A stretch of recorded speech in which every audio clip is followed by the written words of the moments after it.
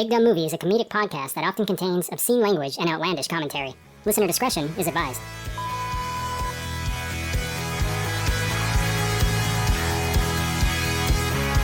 Hello and welcome to Big Dumb Movie, where we discuss movies of the big dumb variety. I'm your host, Corey, and I'm joined today with two fine fellows. First up is Review Dude Josh. What's up, guys? You ready to talk about some mummies? Oh yeah. Absolutely. Also joining us for the first time, all the way out from Indiana, he's a regular member of the podcast Spoilers. Say hello, Money Mikey. One day only, Corey. Today is Mummy Mikey. I usually go by Money Mikey on my podcast Spoilers, but today is a special occasion. I like it. Spooky, topical, checks all the boxes. It's stupid. Mummy Mike on the mic. Look, man, that's kind of the point here, right? I mean, big dumb movie. Yeah. So how you guys doing today? Good. I just got done watching this. I had a lot of fun. I hadn't seen it in a while, and Yeah, it's been too long since I watched this myself. pretty nostalgic. Did you guys grow up on this movie? Is this one that was a fan favorite as children, I should say? Josh? Oh, absolutely. This was my shit growing up. And to be honest, this one and the second film, I remember watching the special features on and how they did, because these are very special effects heavy films, and it really kind of got me into film at an early age, watching all the special effects and shit like that, because it was pretty groundbreaking at the time. Absolutely. They really pushed the envelope in this series, which we'll talk about a little bit, but what about you, Mikey? Yeah, this movie came out in, 99? So I was about 9-10 years old at the time, and I remember watching this a lot because I was always a big fan of Indiana Jones, and this is just like Indiana Jones. With mummies. Yeah, it's just a little more risque and funny, and I think the jokes are landing a little harder than... Not to say that it's better than Indiana Jones, but it's action-adventure movie. It's great. Absolutely. They were really going for the Indiana Jones thing, actually. That was definitely intentional. I've seen some people complain that it's kind of like a poor man's knockoff of Indiana Jones, but there's not a lot of movies of this type. Do you want to know what it really is? It's a video game called Uncharted, and this guy is cracking jokes all the time, just like the video game character, and he's killing everybody, and there's always a girl hanging around with him and stuff. It's pretty comedic. Just punching people all the way till the end of the movie. Yeah. Blowing stuff up all the time. Getting women. Well, when Universal was going to do this movie, it was originally pitched to be a horror movie, since it was originally a horror movie. I'm sure everyone knows this, but there's an old 1930s The Mummy with Boris Karloff in it. I think it's Boris Karloff. Or maybe it's Lon Chaney Jr. It's one of those guys. I think it's Boris. It's probably Boris, yeah. And that was a big hit. They did a ton of Mummy sequels like they did in the old Universal horror vein. But when they wanted to redo it in the 90s, they were going to bring it back as a horror movie, and they were kind of pitching it around to horror movie directors like Wes Craven and George Romero and even Joe Dante, the guy that did Gremlins. But when it came to that guy that directed it, his name is Stephen Sommers, he kind of wanted to change things up. It was going to be, like I said, a low-budget-ish horror movie. I think they were shooting for a $10 million budget. Oh my gosh. But he wanted to basically do an Indiana Jones style big adventure movie with jokes and, swashbuckling, as they like to say. So Universal kind of changed the tone with his ideas, and they inflated the budget up to $80 million, which was a good move because this movie made a fuck ton of money. It made over $400 million worldwide. So it was a big success. Holy shit. It immediately got a sequel. Then a little bit later, it got a third one, which apparently is awful. I've never seen it. You've never seen it? Not the third one. That's How the one is in it? China, right? Yeah. And 2 is Scorpion King? Yeah, me and my dad have seen all 3 of these movies in theaters. So it's a family tradition, or what? It never really seemed that way, but if you looking back, I guess it kind of was. And the third one, is it bad or what? Holy shit, it's awful. I don't think I've ever seen it. It's not like The Legend of Chun-Li bad, but it's not good. I will say that. Well, so few movies are The Legend of Chun-Li bad. Korey recently became somewhat familiar with that one, right? Yeah, I feel like as much as I don't want to watch it, we're going to have to do a podcast on it eventually. Oh, definitely. Thank you. Since we did like the Jean-Claude Street Fighter, we're going to have to do that one. But like, I didn't want to have to beg you for it, but thank you. I wanted to talk a little bit about Brendan Fraser though, because he's our leading man in this movie, and I think he like plays the role perfectly, and he's really great for what this movie calls for. Are you guys fans of Brendan Fraser? Mikey, do you have any like favorite Brendan Fraser movies or least favorite? I don't hate him. I just don't know if I've seen, because he's like a little bit before my time, I guess.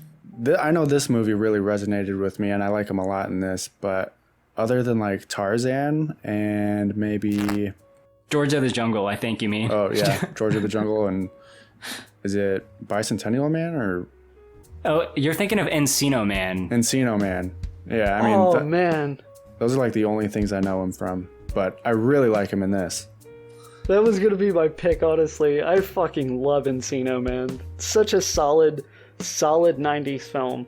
But if I gotta pick something different, has anybody seen him in Bedazzled? Yeah. That's that's a good solid movie too. fucking funny film. That's another remake as well.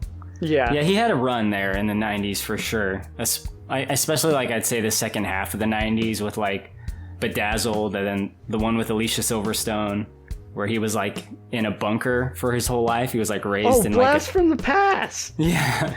That's one that no one talks about. I forgot about that movie. I like Airheads. So Airheads is a 90s comedy. Oh shit, I forgot Adam about that one. Sandler, Steve Buscemi. I don't know if for those that don't know the premise, like they're like struggling rock musicians, like they have like a 90s like grunge band or whatever, and they're trying to get their name out there, so they get like these fake guns and they go and they like hijack a radio station and they force them at gunpoint to play their like demo tape on the air so they can get some notoriety. And things just keep escalating from there. Yeah, like at first like the dark? tape doesn't work, so it's just like a bunch of shenanigans. No, it's like wacky hijink style shenanigans. You know another one? Monkey Bone? He's in that, right? Monkey Oh my Bone! God. Holy shit! I forgot about that one. That's one that Steve keeps bringing up like subtly. I think Steve wants to do a podcast on that one. That movie's crazy. That movie is batshit insane. I think it's up there with like Cool World, right? Like it's like half animated or something. Yeah. Yeah, it's like like half claymation. I haven't seen it in some time. Well, Brendan Fraser, I think, kills it in this movie. Let's talk about the movie itself. 1999, The Mummy. Not the 2017 one, for those that had any high hopes. We're not... not today, anyway. Josh, we're saving that one up, right? Oh, I guess we got to build towards it. Much like, the franchise itself. After we finish... You got to go through the whole franchise and then get to... We got to reboot the podcast. Yeah, reboot the Mummy podcast. The dark, big, dumb movie universe. Yeah, exactly. It's just, what, 2 movies? 2 movies? I think... We're all doing our best Sad Fleck impression while we're discussing the movies. But we're talking about this one this time, 1999, The Mummy. Mikey, maybe you can tell us a little bit about the intro. We get some backstory to kind of get us established in this universe. Yeah, so we're getting a voiceover from the guy who leads the Magi. Do you guys remember his name? I don't think they ever say his name, actually, but I looked it up, and his name is Ardith Bey, but I don't think anyone ever calls him that. Like, they just say, like, hey, you, or like, hey, Chief, come check this out. I think they start using his name in the sequel, but I don't think they say his name in this one. But he's really cool. He's the leader of the Magi who are like protecting this city of Hamunaptra from like being discovered. But the movie starts off with voiceover from him, and he's talking about Imhotep and Anaxinamun. They have a forbidden love, and the Pharaoh, I guess, ends up finding out about it and catches them in the act, and they end up both murdering the Pharaoh, and things pop off from there in terms of their punishment and stuff. Yeah, so a couple noteworthy things to me in that section is that she tells Imhotep, she's like, you escape, like I'll hold off the guards or whatever. And he's like, but you'll die. And she's like, you can just bring me back later, it's fine. It's like not a big deal. Really banking on that working. Yeah, they're like so confident that they can just like do magic. I guess magic was just like a thing back then, right, Josh? I mean, I gotta assume so, What does right? that mean? How would he know? Who the fuck knows? Aren't you an Egyptian historian? Oh yeah, all the time, bro. That was his major. So yeah, she's just so confident that like, yeah, you just do it. Well, was she wrong? It sort of worked. Yeah, totally. Conveniently, well, it turns out, it was easy to do it. So, who would have thought, right? But Imhotep, played by Arnold Vosloo, he does get captured, and because he killed the pharaoh, they do like the most extreme punishment on him. They give him magic. Like they give. Yeah, I don't understand that part. They give him unlimited power. Yeah, they give him fucking rad-ass superpowers, and that's like a curse. Yeah, Palpatine style. Oh, man. Oh, God, I wasn't going to bring it up, but yeah. No, the thing is that they mummify him alive, so they wrap him up, and then they put him in the tomb, and then they pour a bunch of CGI scarab beetles on him, which like eat you very slowly. I remember watching this shit as a kid in the theater and like picking my feet up from the floor and putting them in my seat. I was like, no fucking bugs today. Well, it makes a terrible noise when they're crawling around. Oh yeah. Very, very crunchy, scarabby. Yeah, the sound design is so good. The sound design is good, the effects are good, both practical and CG, I think, with the exception of maybe the beetles themselves. But other than that, I really do like the effects in this movie. It's ILM, and Oh, wow. apparently $20 million of the budget, of the $80 million budget, went to just CGI stuff with ILM, so that's like a hefty chunk. Yeah, holy shit. Yeah, like Josh said, I remember this being like such a new and special effects heavy like movie that they haven't really done that before, and it kind of shows.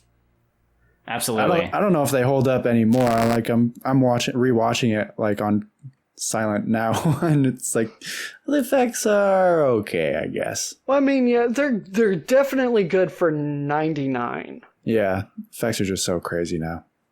Yeah, I really don't mind him. Like I said, with the exception of the Beatles, but yeah, he gets covered in these beetles, which we see a lot more of later. And like I said, they could have just mummified him, killed him, put the beetles in there, not done the curse, the magic Let's thing. give us some rad-ass powers, bro. On the small chance that you get out of here, we're going to give you a whole lot of power. We're going to make things a lot harder on ourselves. Yeah. So that's kind of the backstory, which I think is quite nice because it could have been a big wall of text. I've seen lesser movies do that with these kind of elaborate backstories where they say like, once upon a time there was an ancient pharaoh and blah, blah, blah, blah, blah. And it could have just like stated that in text. But the fact that we see it like kind of fleshes it out more, don't you guys think? How would you rate this as a montage? Up there with Ghostbusters. Hell yeah. It's a pretty, I mean, it does explain the story in a pretty succinct way, and there are great scenes that they're cutting to, like the whole, he's getting wrapped up as a mummy and getting his tongue cut out and stuff. That's pretty good montage. It's brutal enough, like where you see this stuff like slightly off screen. They can keep it PG-13, but you still feel like that cringe factor, like when they cut out the tongue. Mm-hmm. Yeah, this might be Stephen Sommers' best film. Maybe this or its sequel. Because he really kind of started to suck around the G.I. Joe area. I'd say it was before that. I'd say it was around Van Helsing. Oh, I forgot he did that. Oh, he's got some stinkers. Oh, yeah, this guy, he's kind of a hack. I'm going to be honest. You know what? I'd be remiss if I didn't mention the movie that I bring up all the time. 1994 live action, The Jungle Book. He directed that. Holy shit. That's like a common thing on this podcast. I always go to that movie as often as I possibly can. I really like his film Deep Rising too. Oh, I like that. That's a fun horror movie. It's a fun film. That's how we got this movie. Yes. But anyway, moving the plot along, Josh, we do meet our hero, Rick O'Connell, like much later in the future in 1923. Why don't you tell us about what's going on with him? Well, he's participating in the Great Battle of Egypt or some shit. I don't know. But they're like in some gunfight with a bunch of red shirts.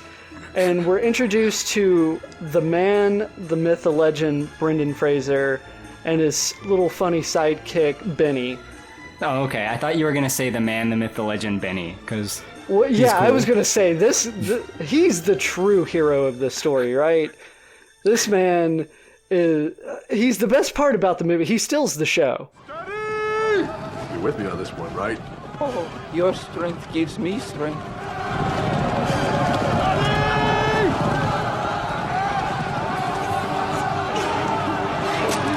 Wait for me! He is very relatable, I think. Yeah, absolutely. That's why he's the real hero of the story. Played by Kevin J. O'Connor.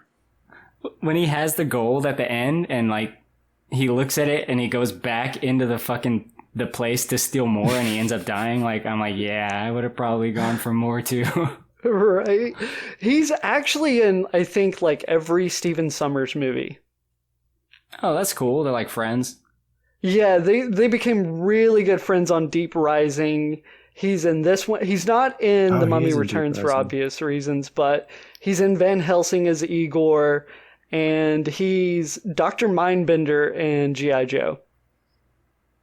He should have come back as the third mummy. Like, he should have been the third mummy. Yeah. He's like an established guy. Like, we know who he is. He has a relationship with our lead characters. He'd have a reason to go after them. He was Emotep's assistant. Yeah. You could have brought him back in, like, maybe the second or third film as just a comedy sidekick mummy that Brendan Fraser's just smacking around. Like a weak ass mummy, like learning his powers. Yeah, like a little pushover mummy that's still getting shit on, even in death. So what happens with that battle basically is everyone kind of scatters and Brendan Fraser is like left alone in the desert.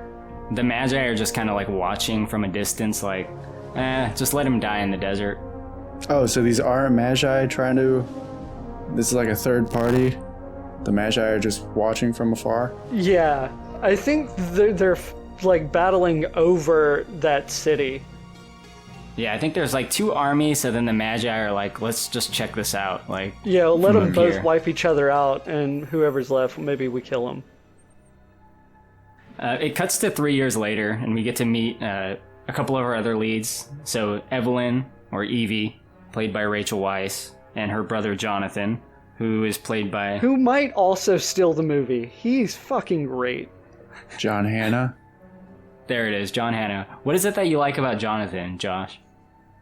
Just his whole shtick, I think, is pretty fucking hilarious.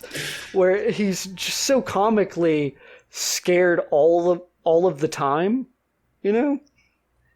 Always self-centered, thinking that always self-centered. Brendan Fraser is referencing him when he's asking, like, how are you doing? Are you okay? Yeah. He's like the posh British guy that like wants to drink a lot and... Yeah, he's always drunk. Isn't necessarily like a tough guy, but I guess he's like along for the ride. He's pretty cool. He will rise to the occasion, but he's not jumping out in front of bullets unnecessarily. Right. And he has a discovery that he brings to Evie. I guess as a quick side note, her introduction is her just being like the world's biggest klutz. Like she works, but also at the same time, she has incredible balance. Or is she the laziest librarian? Yeah, why didn't you just get off the ladder, lady? Yeah. The moment I couldn't reach it mildly, I would have gotten down. Yeah, that's way too far. Yeah. Also, just why would you ever stack the bookshelves in that domino style? Get some parallel lines going here. So just in case one falls over, then you can have a comical scene where they all fall over. A little too convenient for me. Took me out of the movie. 2 out of 10. I was actually right there. That was my first thought as a kid. It took me back watching that scene. I was like, man, I remember thinking as a kid that like they were really set up in that perfect domino lineup. It's a cool scene. I mean, it looks awesome when it happens, but it's just such a dumb move on her part to not just get off the ladder. If we ever get around to the sequel, they do kind of mirror this scene with their son knocking over pillars in the second film, which I think is kind of cool. They have a kid in the second one, or is that the third one? Well, I mean, it would be second and third because, you know, they still got the kid. Oh, he makes it. He's a grown-ass man in the third movie, and he goes from being British in the second film to an American in the third film. Because fuck continuity. Well, he's got both halves. He's a turncoat.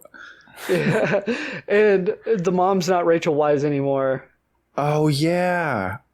Who was it in the third one? I don't remember, but it doesn't matter. Yeah, I forgot about that. She's awesome. That's ridiculous that I didn't Yeah, get that. Rachel Weisz is so good in this movie. Well, she is presented from Jonathan with this key and map, and he says, look, I found this on a dig, which we later find out is not true at all. She just like jacked it from some drunk dude in a bar, which is Brendan Fraser. But they actually have like a legitimate artifact. Like the curator guy like fucking ruins the map, so they need to go talk to the guy that they got the map from, Brendan Fraser. Come, step over the threshold. Welcome to Cairo prison, my humble home. You told me that you got it on a dig down in Thebes. Yeah, well, I was mistaken. You lied to me. I lie to everybody. What makes you so special? I am your sister. Yes, well, that just makes you more gullible. Jonathan, you stole it from a drunk at the local Casbah. Picked his pocket, actually, so I don't think Jonathan, it's a very will you good stop idea. being so ridiculous? Now, what exactly is this man in prison for? Well, this I did not know. But when I heard you were coming, I asked him that myself. Yalla! And what did he say? He said he was just looking for a good time. This is one of the very memorable scenes for me, is when they see him in jail. He's in there with like that slimy warden guy who is really only in the movie so that he can die later. You gotta add to the body count. He's pretty funny, though, when he's just so nonchalant about Brendan Fraser getting hanged. Any last requests, pig? Yeah, loosen the knot and let me go. Yeah, man! Of course we don't let him go. Yalla, bda! £500. Walk on that. And what else? I'm a very lonely man. When he's just nonchalantly trying to Harvey Weinstein Rachel Weisz. Jeez. He sure is, isn't he? The 20s were a different time, Josh. You could just get away with shit like that. A much worse time, but definitely a different time. Much worse time than like 2015. Mikey, why don't you tell us about Brendan Fraser and his short time in prison here? Yeah, he looks like George of the Jungle when he's talking really from the does. cell. And he's just kind of making a deal with Evelyn here to get him out of jail so that he can show her the way to Hamunaptra. And he brings her in close and kisses her, and then he gets his ass beat by the security guards that are right behind him, and then he's on a pretty quick track to go get hanged. I guess that wasn't allowed, so he's immediately going to get hanged. You get the death sentence for that. Is that why they were hanging him? Because when they introduced him in that scene, the warden goes to ask what he did. I think he has a line of dialogue Very good time. where he's like, you know, he was just looking for a good time. And I think after discovering what he did, he was like, well, apparently he had a very good time. Yeah, they don't say exactly, but yeah, I remember that part. It was so, all right, yeah. Is it because of the kiss, though? I could be wrong. I'm not sure exactly. Yeah, I don't know. I think maybe he just saw that Rachel Weisz is trying to get him out, so he's bartering now. He's like playing his hand to get money out If of him. anybody's going to Harvey Weinstein that girl, it's going to be me. What? It's, well, I mean, like... I think that's what he was saying. Well, yeah, clearly. No, it's gonna be you. Actually, you, Josh, right? Oh yeah, I'm going to. Edit point. I'm so sorry. Do you think Brendan Fraser, like, he looks like he's really getting hanged here? Like, that stunt was very real looking. Apparently, I read on IMDb that he apparently died for real for like a couple seconds, and they had to revitalize him. Well, I read another source. He didn't like die per se, but like he did pass out because they did actually tighten the noose like very tight on his neck at his request because he wanted to make it look real. Are you serious? Oh my god. He had a back harness though, I'm pretty sure. So that's how they do the hanging scenes usually. So it was probably that. I like though right before he hangs, like the guy is like, "All right, any last requests?" And he's like, "Yeah, So loosen the knot and let me go." And the guy's like confused for a second. He's like, "Oh shit, can I do that? That's a last request." It's like, no, you idiot. That's a cute little scene. That's the kind of comedy I like in this movie. Like it just works in this like kind of like stupid tongue-in-cheek movie. Yeah, it fires jokes like that throughout the entire movie, and I feel like for the most part they all land, at least for me. Me too. Yeah, I'm into it. Same. So Evie, Rachel Weisz, her brother, they do get him free, and they get the warden to come with them. They basically say, all right, we're going to go to Hamunaptra, which is like this mythical place. Maybe it doesn't even exist, but it's supposed to have a bunch of treasure and mummies and shit, and that's what we're all about. So we're going to go exploring there. And they take a ship, and they find that there's another party of people, led by our friend Beni, that are also going to explore there. So like a lot of this movie from here on out is like these two adventuring parties going to Hamunaptra and like them either working together or against each other. But there's some good shit on the ship, is there not, Josh? Oh yeah, there's a lot of good character moments. You're talking about on the ship? Yeah. Oh yeah, when Brendan Fraser first discovers Beni, he's kind of like hiding in the shadow, and he like smacks him around a bit. And even though Brendan Fraser clearly wants to kill Beni, you can kind of see their friendship still there a little bit. What a surprise! My good friend, you're alive! I was so very, very worried. Well, if it ain't my little buddy Beni, I think I'll kill you. Think of my children! You don't have any children. Someday I might. Shut up. So you're the one who's leading the Americans. I might have known. So what's the scam, Beni? You take them out into the middle of the desert, and then you leave them to rot? Unfortunately, no. These Americans are smart. They pay me only half now, half when I get them back to Cairo, so this time I must go all the way. Yeah, and it stays that way, I think, consistently through the movie. Like, he kind of hates his guts. He won't, like, kill him outright, but, like, he tosses him off the ship, which is pretty funny. Well, there's a scene later in the film, I don't remember where exactly, but it just the establishing shot is all of them around a campfire, and him and Beni are just right beside each other. Oh, okay, that's a nice touch. I didn't notice. That's like later when they're at the site. Yeah, that's when they're in Hamunaptra. But yeah, I like how, you can kind of see, even though clearly he wants to kill him for leaving him behind all those years ago, there's still that bit of friendship. And Jonathan with the Americans is pretty fun. Americans. This movie loves Americans, doesn't it? Oh, such an accurate representation. Like, all the Americans are, like, badass, like, gunslinger tough guys, and, like, Cowboys. Everyone else is not. All the British people are posh and don't want to get, like, dirty. Roger Ebert had some things to say about the way this movie, like, represents, like, Arabs, like, not kindly. I think it represents anyone that's not American unkindly, not just Arabs. Right, yeah. Stephen Sommers clearly had a biased perspective. I mean, they knew their audience when they made this movie. Yeah. It's most apparent, I think, because, like, the Magi, they've been, like, tracking them down, because they don't want anyone to go to Hamunaptra to bring back the mummy, because they're, like, you know, they know that they gave him powers however many years ago. Who would have thought that was a bad idea? Yeah. They show up on the ship to stop this whole thing from going down. and the Americans like have a shootout with them, and you get that like very memorable scene of Jonathan. He looks at him and like in disgust because they're like having a good time like shooting out with the Magi guys, and he just goes, "Ugh, Americans." Yeah, we do that a lot. Hey, shoot first, ask questions later. You ask questions never, god damn it. Yeah. I mean, Mike, you may not know this, but Josh lives in Alabama, so that might actually be correct. I don't know. That's actually the state motto. Shoot first, don't ask questions. It's in the state constitution. So, like, the whole ship ends up going up in flames, and the two parties kind of got to go their separate ways. My clothes! O'Connell! Hey! O'Connell!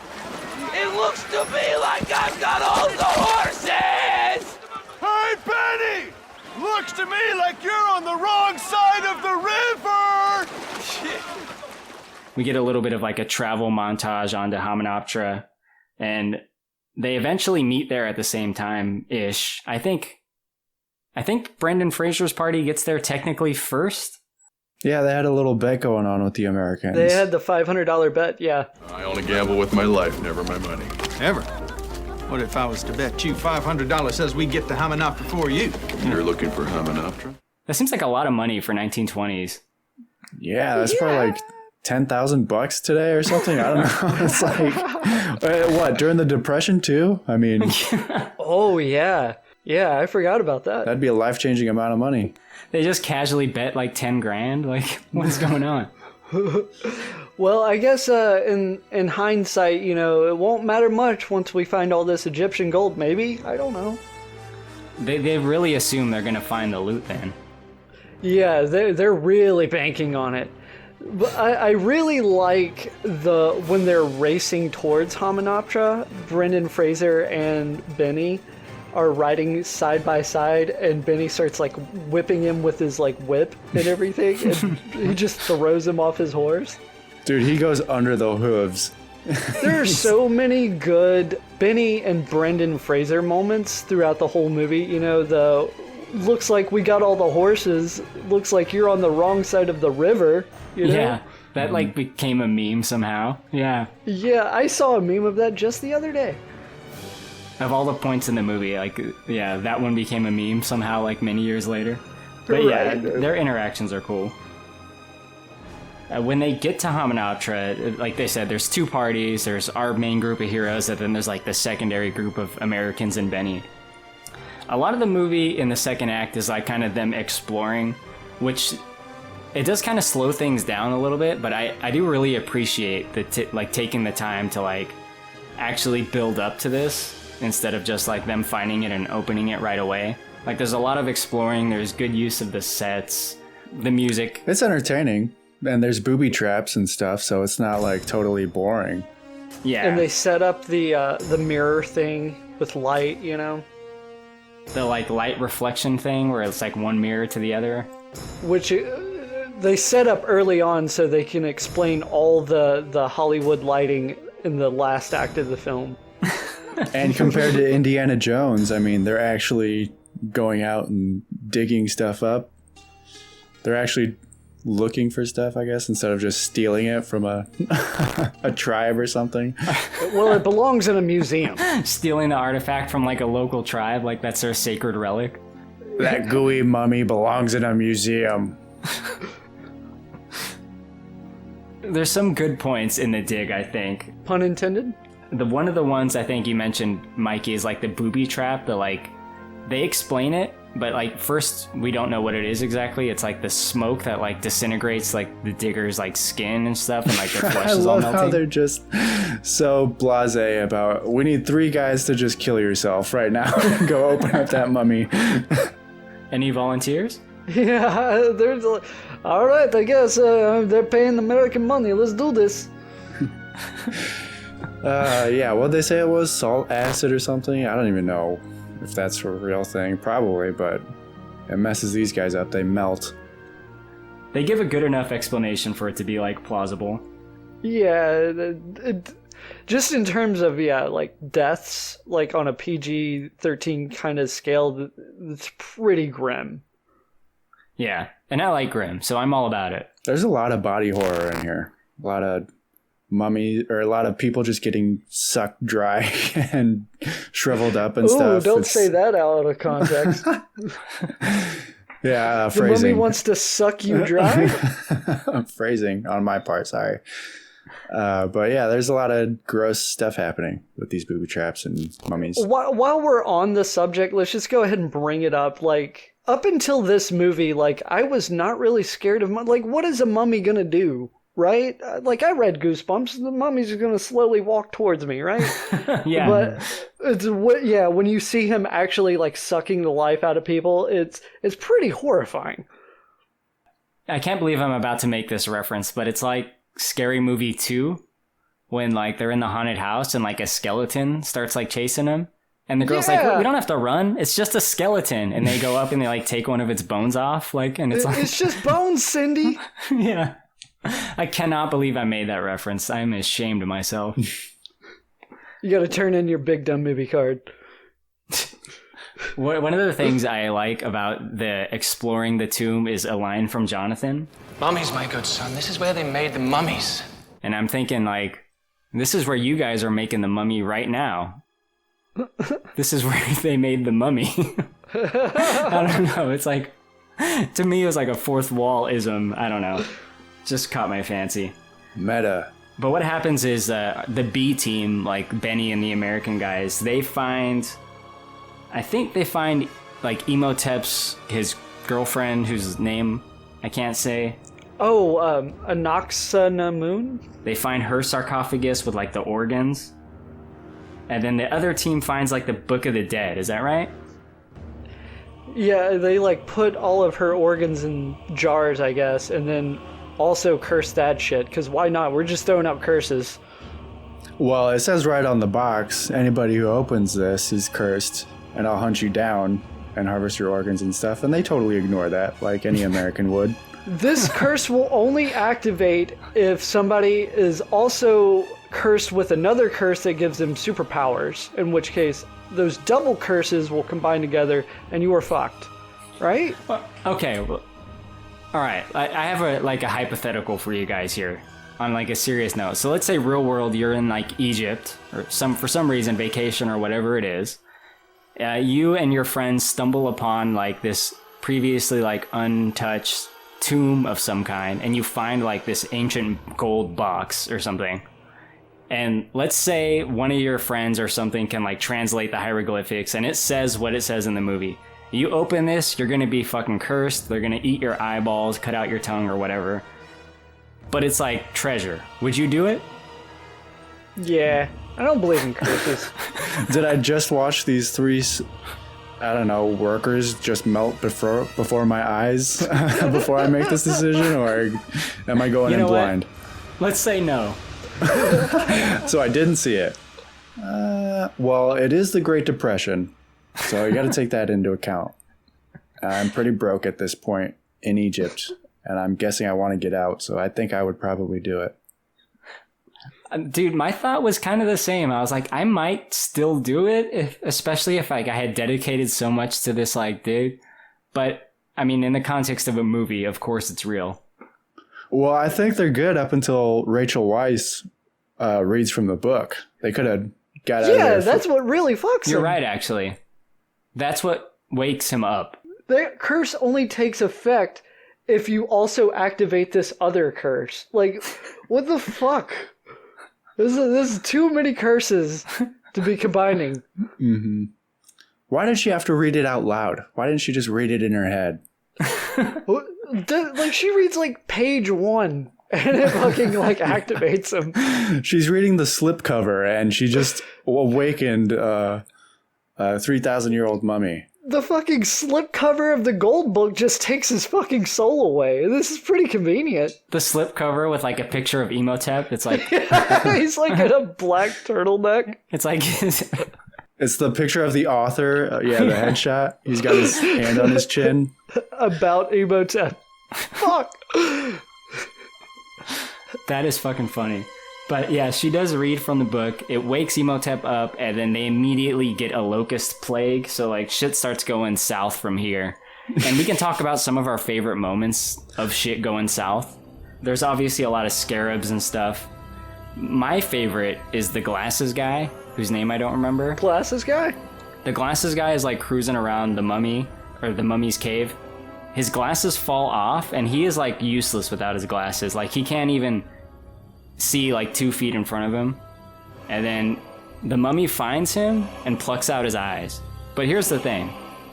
He doesn't have good eyes. Like, why use his eyes, you know? Oh, you know what?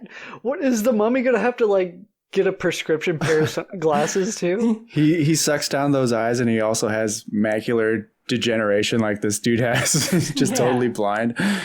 He's got like cataracts or whatever. I don't know what's going on, but yeah. Man, he's gonna suck one of those Americans dry, and he's gonna have a bum liver from all the alcohol abuse. Yeah. It's like, fuck, I'm dying. Well, I love how all of his friends just bail on him and then step on his glasses, or Benny steps on his glasses, like on purpose. It's Beni, yeah, steps on his glasses. Oh, that was a Beni move? Yeah, classic Beni. Benny is a walking disaster. He's constantly screwing other people over. Yeah, even when he doesn't mean to, it's just in his nature, which is hilarious. What are some of your guys' like key moments about like when shit starts going south in the mummy tomb cave thing? One thing that always stuck out to me is when she starts reading the book, the guy, I don't know why, the guy just running out and yelling, "Do not read from the book!"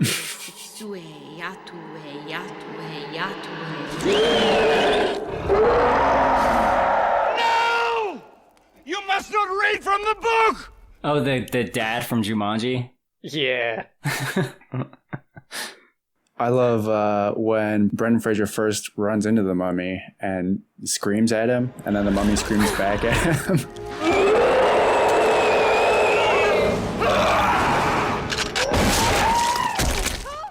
That is such a classic moment. That's like the trailer moment. Yeah, and then just blast him with the shotgun. That's always fun. What about Benny's encounter with him? Because like... Oh, it's so funny. Because he corners Beni, right, Josh? Yeah, he corners Beni, and Beni pulls out this cross necklace and starts praying. And when he realizes that doesn't work, he pulls out about 15 necklaces. And they've all got their own like individual like religious symbol on them, and he starts just going through them one by one. May the good Lord protect and watch over me as a shepherd watches over his flock.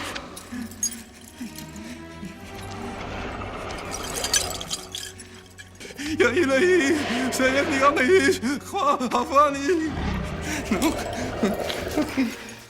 He like goes to like the funniest one is I think he pulls out like I don't know like a Chinese or some kind of Asian one, and he starts going like I don't know. Insert the clip. I don't want to sound racist.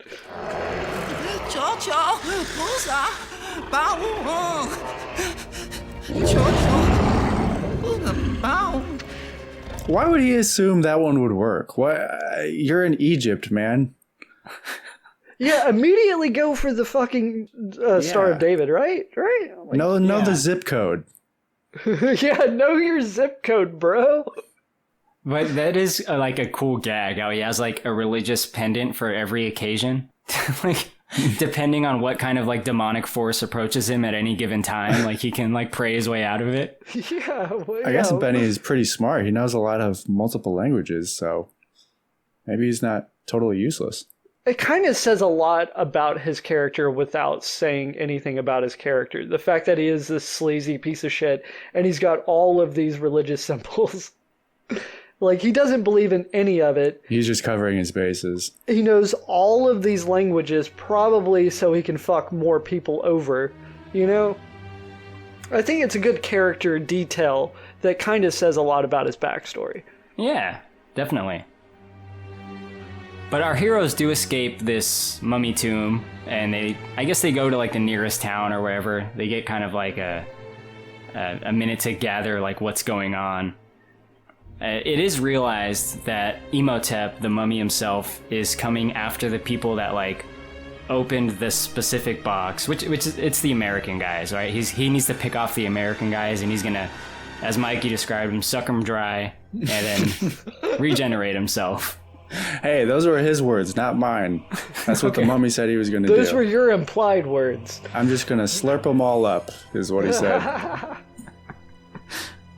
He comes back for Glasses Guy, who not only did he remove his eyes, but he also like removed his tongue. I don't know. I always feel bad for that guy in the scene when he like knocks down his glass.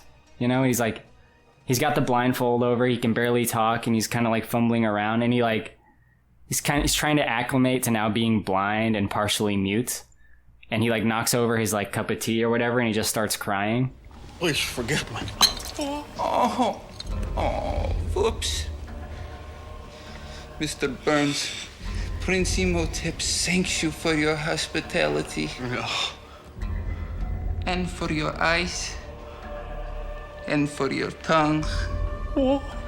But I'm afraid more is needed. Gets me in the feels every time, man.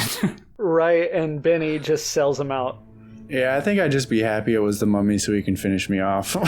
I don't think there's much of a life to live after your eyes and tongue get taken out. You're like the one random guy in Waterworld when the explosion goes off. It's like, oh, thank God. Yeah, like when life is that meaningless, I guess. Just fucking kill him already. We learn that Imhotep has a weakness too, at least like a partial weakness for this phase of his transformation. It's like many guys I know, it turns out he's afraid of pussy. Thanks, I was saving that one up. Thank you. Thank you. Why? Did they ever explain that? Why? It's a throwaway line. Cats are the guardians of the underworld, and that's all you need to know, motherfucker. Yeah, they're guardians of the underworld. Hey, cats. He's afraid of them. Get used to it. I don't think they bring it up at all in the sequel. Well, the Scorpion King wouldn't be afraid of cats, right? The Rock? The Rock isn't afraid of anything, Corey. Yeah. People's elbow that fucking kitty. He isn't afraid of any movie script, no matter how bad. The Rock will take it on. He's afraid of not lifting enough weight. Oh my God. Oh man. That was a solid joke. He has he should fire his agent. He makes the worst movies, but somehow he still gets consistent work. I couldn't agree more. Like at least 75% of the Rock's movies are so awful. He does like the San Andreas. What was that building one where it's like this high-tech... The Tower? Is it Inferno? Or... The Rock versus a building? Yeah, it's The Rock versus a building. That's the name. That's the European name. I tried to watch that one in theaters, and then it was like a blackout or something, and the power never came back on, so I just never got through that movie. And I haven't seen it since. Sounds like you dodged a bullet. Yeah. I wanted to watch it. I had a whole afternoon to kill. I was bummed. That's literally the universe saying, no, you could be doing literally anything else. Mikey, why don't you tell us about what goes on around here? Because Imhotep is like hunting him down. He like turns all the locals into zombies. Starts like chasing down our heroes. The classic zombie plague. You guys remember that one? The classic zombie plague from the Bible? Yeah, I don't remember that specific plague from the Bible, but yeah, he's got now a walking army of people that he's like infected or something. He's obviously more powerful now. I mean, there's like fireballs falling from the sky. I would say he's pretty powerful now. He's only eaten one guy and he's got a lot of superpowers back. He's got a pretty big advantage here. Well, that's the rules of the curse too. Once you get brought back, you're Superman apparently, so. Man. Yeah, you're impervious to bullets, you can teleport, you can like turn into sand and go through like a keyhole. Only we would have thought this curse through. Yeah. Really kind of fucked ourselves on this one, right? Well, they're only fucking their like ancestors, so like, what do they care? Yeah, well, I mean, what are the pros to this curse? Because I feel like there are more cons than pros. Like, yeah, we killed the shit out of him, but he's gonna get superpowers. But you know, we killed the shit out of him. I love when he's leveling up after he just ate the first guy without any eyes, and he's like standing in front of the fireplace and he's like growing more muscles and stuff, just getting jacked. Oh yeah, that's such a good shot, especially for 1999 with the special effects. You see like the individual muscles growing back and stuff. Yeah. I really like when he kills, it's one of the other Americans, and you see like a beetle crawling around through his jaw and he starts like chomping on it and eating it. Yeah. That was a big moment. The director had to fight really hard against the studio to keep that, because when he was like showing him dailies and stuff, it was like unfinished, and it took a lot of work for them to film that scene correctly, because it's one shot of like the guy getting sucked dry in the air, the shadow, and then it goes over to him, it pans over, and he bites the beetle. The unfinished version just looks like complete shit, so the studio like couldn't see past that, but eventually after months he was able to get that in the final cut. And it's like one of the big trailer moments too. Yeah, totally worth it. That's a cool scene. But I mean, like, he makes pretty quick work of all the Americans here in like a 10-minute span. They didn't really last long. They're a bunch of red shirts, turns out. He even captures Evie, and we know that his plan now is to bring back his squeeze and in Evie's body, I think, right? Yeah, that's the impression I get. Or he's gonna like put her soul in Evie's body and fuck the mummy. I think like in the beginning he's just like, oh, is that what's her name, Anaxinamoon? As soon as he sees Evie, I think he's probably a little mummy drunk or something, a little sleepy, isn't exactly seeing straight, but yeah, he should recognize that it's actually the Pharaoh's ancient ancestor, which they get into in the sequel. Oh, okay. I was about, yeah. She's like, that's when they really start retconning shit. And so they're like, oh, turns out Evie's ancestor was actually the one that told the Pharaoh about the love affair. Oh, okay. Yeah, I don't remember the sequel that much, but that's how it's like kind of connected or whatever. Yeah. So he takes Evie back to the mummy tomb, and our heroes have to go after them. Back to the crib. We get one of the really big moments, which is they like find this old like drunk former World War I pilot, I think, and they get him to fly them over there. Like, so we have Brendan Fraser, Rick O'Connell, Jonathan, the drunk pilot guy, and also the Magi guy has joined him at this point, Ardith Bay. But we see that big wall of like sand with like the CGI face in, which is. I thought you were gonna say we see a big wall of CGI. He's not wrong. That's not wrong. You're not. Yeah, you wouldn't be wrong.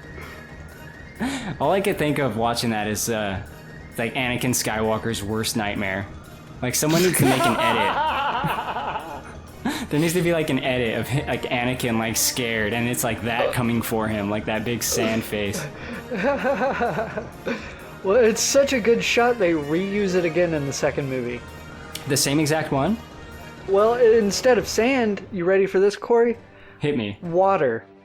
Boom. I mean, that's cool, I guess. Anakin would be okay with that one. Yeah. This was supposed to be like a pretty big deal for a scene, right? Like this was so much CGI at the time. I thought this was like supposed to be pretty groundbreaking. Yeah, it definitely was. This shot was heavily in the marketing, in the trailers, posters, the big CGI face coming out of the sand wall. It is a pretty cool moment, but it was definitely cooler at the time because it was relatively new and there definitely wasn't anything that looked like this good. My CGI 90s basic comparison is always the 1995 Power Rangers movie. Which is a good standard. That's your baseline, what you judge everything off of? It is for 90s CGI, and I'll tell you why. It is the worst CGI in any movie ever. So like, and that's a big budget movie. That was a big deal. So if you compare this, which is a 4 years later, like it's just miles ahead of what the Power Rangers was.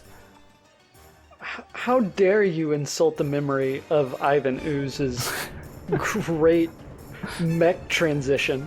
Oh God.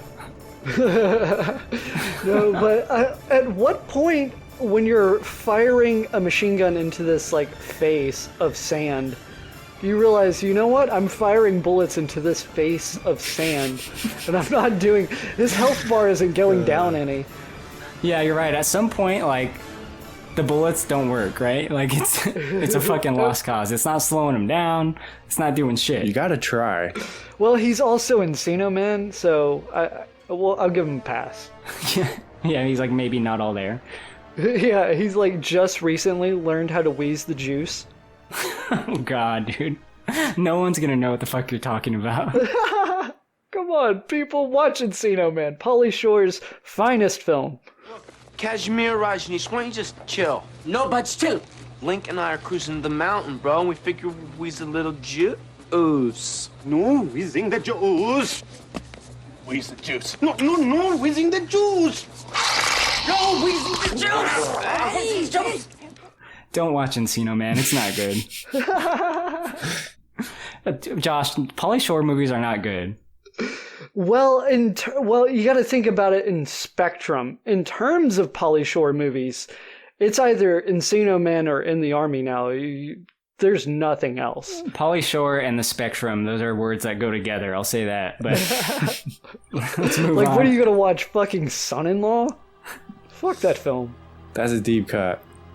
So Rick O'Connell and the gang, they enter the tomb and they gotta rescue Evie because Imhotep is gonna like put his ex-girlfriend's soul in her or some shit. I don't know, there's mummy magic going on. There's a lot to this final act, so I think like some of the parts before, we can touch on some of our key moments. One of the things that I really like is just like a set piece, and that's when the heroes walk into like the big treasure room.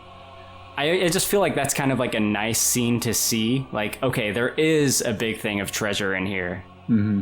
It's not necessarily what they're seeking out anymore, but it's just, I don't know, it's kind of cool to me to see it. I get some serious Aladdin vibes. Like, I keep thinking like a magic carpet's gonna like pop out and like start like messing with him or something. But that's one of the moments I like. What about you, Josh? Oh, man. In terms of just memorable stuff, obviously, I'm a big, I fucking hate bugs, which is part of the reason why the scarabs kind of fucked with me as a kid. But the scene where Jonathan gets a scarab in his fucking arm and they have to carve it out, it's pretty fucking brutal, and I wouldn't wish that on my worst enemy. Yeah, it's like taking a cue from another 1999 movie that year, like The Matrix, when he has like the little squid robot thing in his like belly button or whatever. But in movies, I always think it's weird when they get like something burrowed under their skin with no entry or exit wound to show for it, you know? Like it can just go inside the skin and the skin just stays unbroken somehow. I guess it's mummy magic, right? That's the power of PG-13. The ultimate power. Exactly. Mikey, what are some moments for you that you like there? I like both moments you guys brought up. I like anytime treasure is found or anything. I love that in Indiana Jones and National Treasure movies. I think that's always fun that they're like confirmed that they were right about the treasure. Or Three Ninjas Kick Back. No. Three Ninjas. I love the scenes with the super jacked mummies that can crawl on walls and stuff, that have all the crazy armor and shields and stuff. Those guys are so fucking cool. Alright, so there's two kinds of like henchmen mummies in this like scene about. So Imhotep resurrects like the weak ass like mummies, like the regular like henchmen, like the putties of mummies. And like Brendan Fraser's just like hacking them down with a sword, just like whooping their ass, right? But then they bring the like the hardcore mummies, like the black ones. They're like black instead of gray or whatever. The elite mummies. Yeah, I had flashes of like a video game where like, oh fuck, there are two types of enemies on the field and you gotta like swap up tactics and everything. It's like an RPG. It's like there's like the slime, and then like when you level up, it's like gray slime. We've made that joke before in Surf Ninjas, but yes. You know? I haven't played an RPG in many years. I don't know if that's still relevant. I'm like thinking of like Chrono Trigger. I think that's cool. And then like the whole time Jonathan is trying to decipher the gold book or what is it called? The Book of Amun-Ra or something. Yeah, the Book of the not death, the life. The Book of the Living, probably. But he's also an idiot, so he doesn't know how to read hieroglyphics anymore, and he's like trying to figure it out. He's half drunk, and Rachel Weisz is telling him how to read. Luckily, what he needs is like right there on the slipcover. If he had to like actually like start digging for it and look for the exact like chapter or whatever, you know, things might have turned out differently. They're getting really lucky with these slipcovers, or unlucky, I guess, depending on the. Yeah, because this book is locked, right? He can't even get it open. Yeah. It's a good thing that lock worked for Imhotep's tomb, the book, and this one. Literally everything. The backyard fence. I think there's 4 distinct things that it works on. The garage. Very the car. not like a video game where you gotta get a yellow key card and then a red key card, and then the blue one later on. It's a master key. Yeah, I guess it's like a master key. There's more beetles, and that's eventually how Beni gets taken down. I know we talked about this earlier, but like, he eventually bails, being the coward that he is, and he leaves with some treasure. But then he's looking at it, and you can tell he's like, this is not enough treasure. Like, I need like more. So he makes the mistake of going back in, and later on gets trapped when the whole place starts to go down. Yeah, he's already got 2 like bags on the back of this camel here, and he's just so greedy he goes back. It's his own fault. Definitely.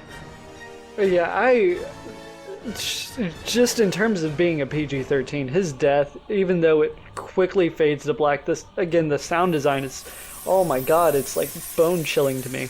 Or at least it was as a kid. It's not as effective watching it as an adult. I think it's pretty good, because it's bad enough that he's trapped in the room, ironically, with the treasure that he sought. Being trapped in there and just like dying of dehydration or whatever it would be is bad enough. But then all the fucking scarab beetles show up, and it's like, remember, they said they eat you very slowly. Well, they say that, but then we see him eat people in like a split second. So they just cover one of the worker guys in like 5 seconds, and he's now a petrified corpse as soon as they leave him. Holy shit, you're right. So yeah, I guess it depends how hungry they are or whatever. Well, I guess, you know what? Thinking back, it's probably the luckier death because you're killed instantly rather than starving 3 or 4 days later from dehydration. Good point. And Imhotep faces off with Brendan Fraser. I think what they do, and you guys can correct me if I'm wrong, is someone reads from the Gold Book and then turns him human, and then Brendan Fraser just stabs him.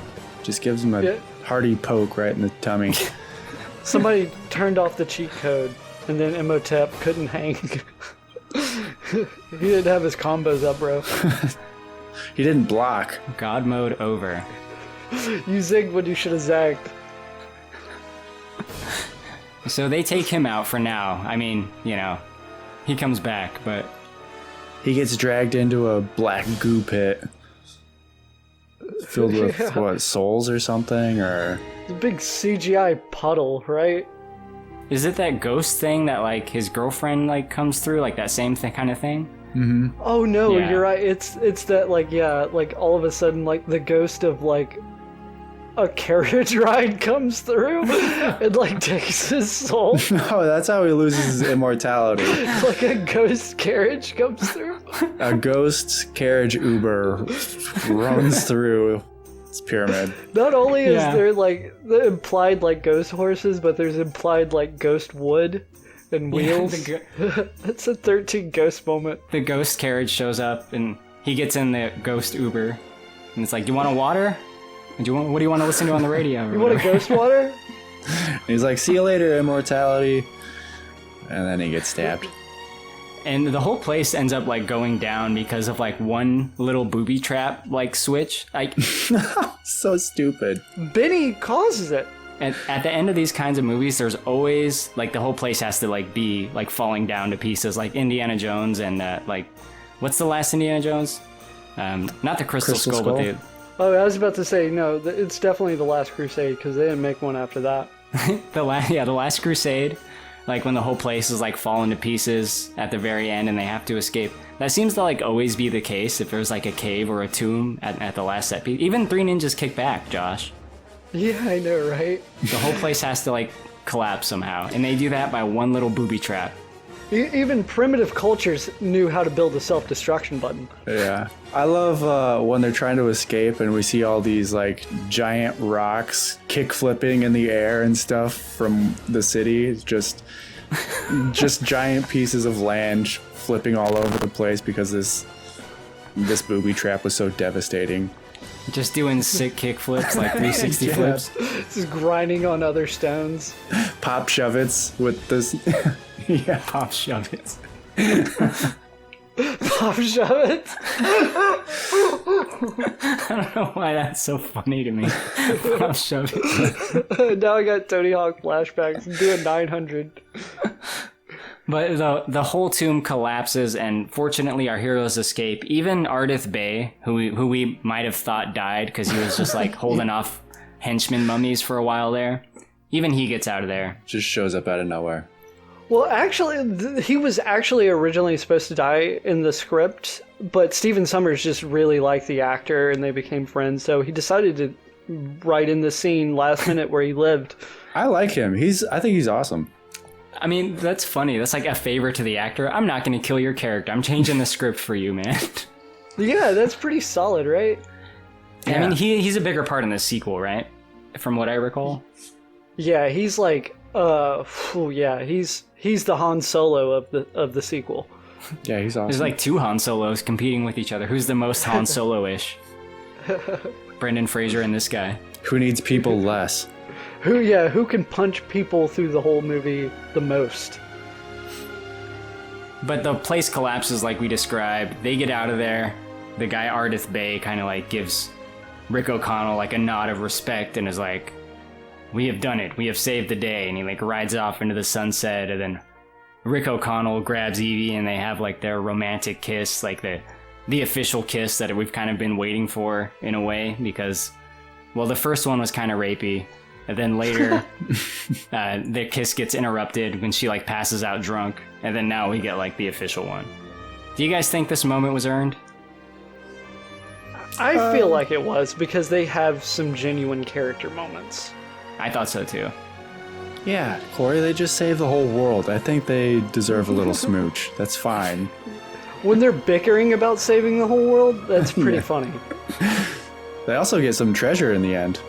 No, I liked it. I think they had actually great chemistry, like the two of them together. I think it's a good like match.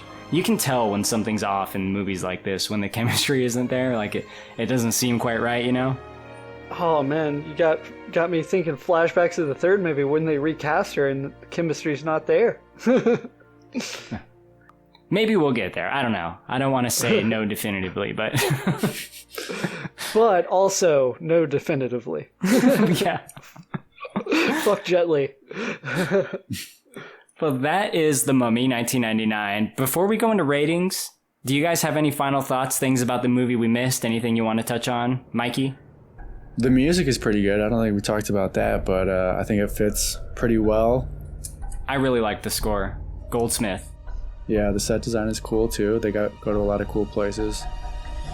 And like we said, the special effects, I mean, we can't talk about that enough. They were pretty impressive and mind-blowing for the time, so I think this movie holds up pretty well. Josh, any final thoughts before ratings? Coincidentally, they just happened to pick the camel that Beni had thrown the gold on, so they also got rich at the end of this. Thanks, Beni. I didn't even notice that. They are very, very rich in the sequel, and it's explained because of that. That's cool. Well, I guess it is time for ratings. And Josh, why don't you give us your rating on any rating scale you want? What are you going to give The Mummy? Go. I think I'm going to give it 7 CGI screaming face mummies out of 10. What a really good popcorn film. you can kind of just shut your brain off a little bit, not think too much about the plot, and then just enjoy the action and the special effects. Fair enough. Not a bad rating. I'm similar to you. I'm like in the same ballpark. I'm gonna say 6.5 mummy henchmen out of 10. I think it's just a fun movie, and this movie is pretty like well beloved and well remembered. And I was wondering if it would maintain that for me when I rewatched it, and I think it did for the most part. Most things hold up. I know what it is going into it, and I accept it for what it is. It's fun. It's got decent comedy. It's, you know, it's a romp, and romps of this type seem to be pretty uncommon, especially nowadays. So, you know, when they do pop up, I appreciate them. If movies like this were overdone, I would probably hate them. But the fact that they're like the good ones are few and far between, I like it. Mikey, what do you think on any rating scale you want? It doesn't have to be a yes or no. Well, I'm gonna give it a yes, but I'm also gonna give it 8 out of 10 flesh-eating scarab beetles to go along with that rating. I like it a lot. I hadn't seen it in, I don't know, I would want to say like 10 years, but it was just so funny, and I really got back into it, and I forgot how good Brendan Fraser is in this movie, and so is Rachel Weisz. Everybody's pretty good in this movie. I like the cast a lot. Yeah, I would say, kind of mimicking that, this isn't so much a plot-driven film as it is a character fun moments and special effects extravaganza type of film. And it's just such dumb fun, like turn your brain off and just listen to the jokes and watch the CGI mummy chase people. So it's a lot of fun. I liked watching it, and yeah, it was pretty nostalgic for me because I remember watching it a lot as a kid. Nice. Now I do want to say before we wrap up that the reason we're doing this movie on Big Dumb Movie is because it was actually a listener request that I got in an Apple Podcast review. I'm going to read the review really quick and give this person a shout out. It's from Chris739. Says, Big Dumb Movie is a great podcast full of informative hosts who know how to make fun of, but also show admiration for big dumb movies from the 80s, 90s, and 2000s. Funny, silly, and surprisingly informative, great pod, and great job. The only thing missing is a review of The Mummy and or The Mummy Returns. So, hopefully this satisfies his requirement of doing The Mummy. We might also do The Mummy Returns at some point down the road, but I really wanted to do a movie that was requested from someone that actually listens to the podcast, because the listeners, they don't reach out too often, you know? They listen to the podcast and they, you know, whatever, move on. And that's fine, I'm the same way. But the fact that he reached out, I figured it would be nice to do this movie for him. So this one's for you, Chris. Yeah, Chris, we're never going to do that again. So you got your one chance here. You got The Mummy, so live with it. Don't bother sending in any more requests. It was only for Chris. I have gotten some other requests of like extremely random movies, which I'm a little bit more hesitant to do, like stuff that's less well known, but I will probably get to eventually, I'm sure. Josh, where can people find you if someone wanted to hear more of Review Dude?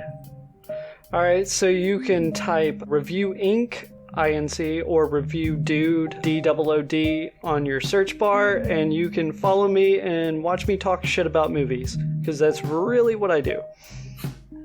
Sure is. And Money Mikey, or today Mummy Mikey, if people wanted to hear more of you, where could they do that? Well, you can find me weekly on Spoilers Podcast. I do that with a couple of my friends every week. You can follow us on Twitter at spoilers_pod, or you can follow me at Mikey Toller. I like to post my Letterboxd reviews and talk about movies and stuff on Twitter, so I like to have fun on there. If you want, you can follow me or the Spoilers Podcast. Awesome. Thank you all for listening. It has been a lot of fun. If you want to write in, you can email us at bigdumbmovie@gmail.com, or you can leave us a written Apple Podcast review like Chris739 did. Find us on YouTube. If you're listening on YouTube, give us a thumbs up. Our Instagram is Big Dumb Movie Podcast. Reach out to us. As you can see, we may do a fan request if you send one that, I don't know, catches my interest at the time. If you happen to be Chris. Any final thoughts, guys? No. This is a solid film. I really like it. I have a quick question for you, Mikey. Shoot. Do you believe in God? I'm just kidding. I'm Benny, shaking with every a pendant from every religion in my hand, like just trying to avoid this question. Yeah. All right, it's been a fun episode. We love you, and good night. See you guys.